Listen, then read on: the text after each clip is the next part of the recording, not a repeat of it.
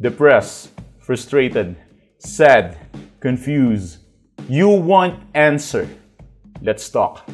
Give me a message sa page ko sa Philippine Dating Coach and you can have one-on-one coaching with Coach Baze, your dating coach and psychologist.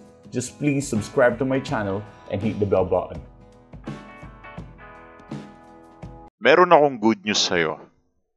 Ito na siguro yung isa sa mga pinaka-good news na maririnig mo sa talambuhay mo na to. Ito yung kauna-unahang part na naghahanap ka ng tutorial or technique to get your ex back. Pagkatapos, ang sagot ko ay sigurado. Sigurado ka ba talaga makukuha ko pabalik ang ex ko? I'm sure, seryoso ko for this term. Na sigurado ako. Pero, eto ang mga requirements. Kailangan mapasa mo ang mga requirements na sasabihin ko ngayong time na to bago ako mag-start mag-speak sa video na to at maintindihan mo na talagang require ka na maging ganito. Okay? Let's go first. First of all, study breakup psychology. Okay? Pag-aralan mo ang breakup psychology. Now, kapag hindi ka matalino in terms of breakup psychology, okay, let me clarify this to you, okay? Kapag sinabi kong matalino ka in breakup psychology, it simply means meron kang alam sa psychology. Psychology ng ex mo, psychology mo as a masculine, psychology mo as a feminine. Whether you're a woman or a man, you should understand how psychology works.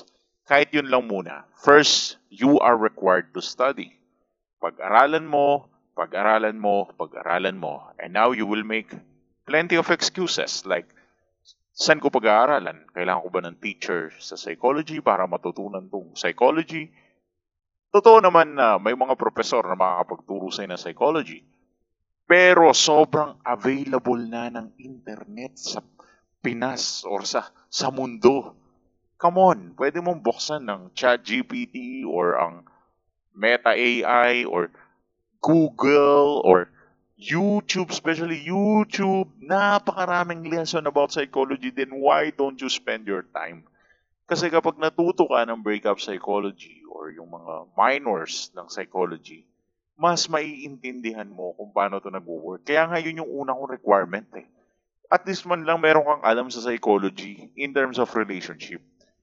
Relationship psychology, breakup psychology, lahat ng tungkol sa relasyon and attraction psychology, you should learn everything about it. Am I over-exaggerating it?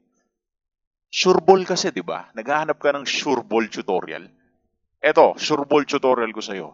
If you will learn more and more psychology, then you will be more and more effective in terms of this breakup. So you just need to spend time and understand more things about psychology.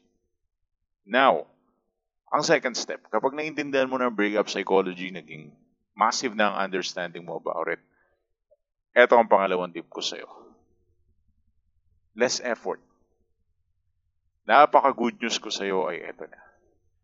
The more na nilesen mo ang effort mo, the more na mas malakas ang impact nito. Ngayon, tatanungin mo sa akin, naghahanap ako ng tutorial to get my ex back. Tapos bigla mo sasabihin na the more na nag-lessen ako ng effort, the more na mas babalik siya.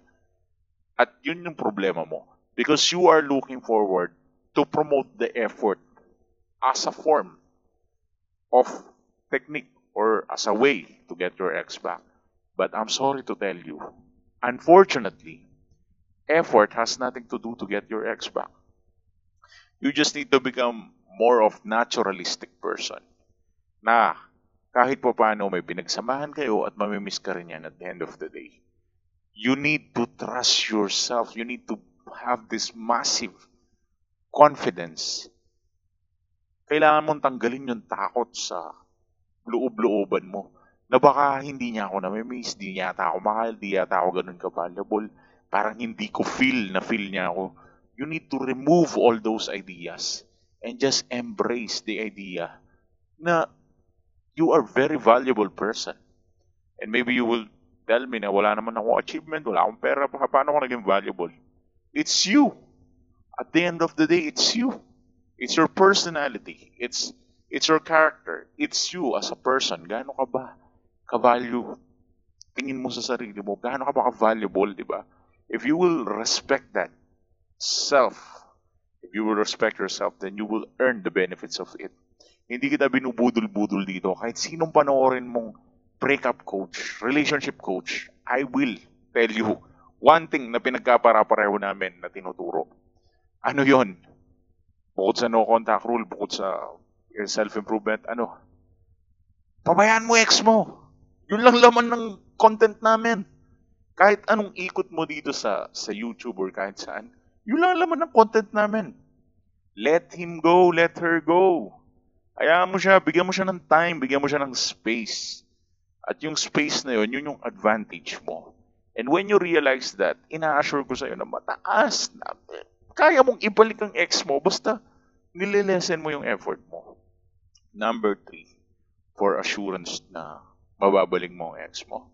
Of course, it's very common, but very powerful. It's for you, for your own good. It's what we call self-improvement. Yeah, you heard it. But do I have a choice? That's just the only way. Improve yourself, not to impress your ex. Merong psychology yan eh. Kaya nga sabi ko, pag-aralan mo muna yung number 1. Diba? Require ka maintindihan ng psychology. Kasi gusto mong ibalik sa akin, ba't ka pa ako nag-self-improve? Di naman pala niya makikita. Paano siya babalik? Very good question. And now, I want you to go back to my first suggestion. Study the psychology of breakup. When you learn more about the breakup, you will learn more about psychology. And when you learn about psychology, you will understand the 2 things na pangalawang sinasabi ko.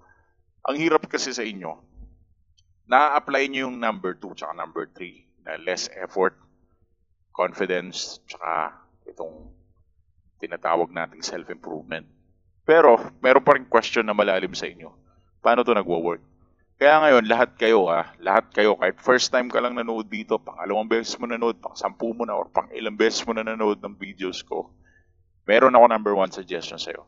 Mag-aral ka ng psychology para hindi ka nahihirapang iniintindi kung anong sinasabi ko. Go ahead. Ang dami mong resources. Huwag kang tamad. And if you can do that, I will guarantee you, you will understand all these methods that I'm teaching you.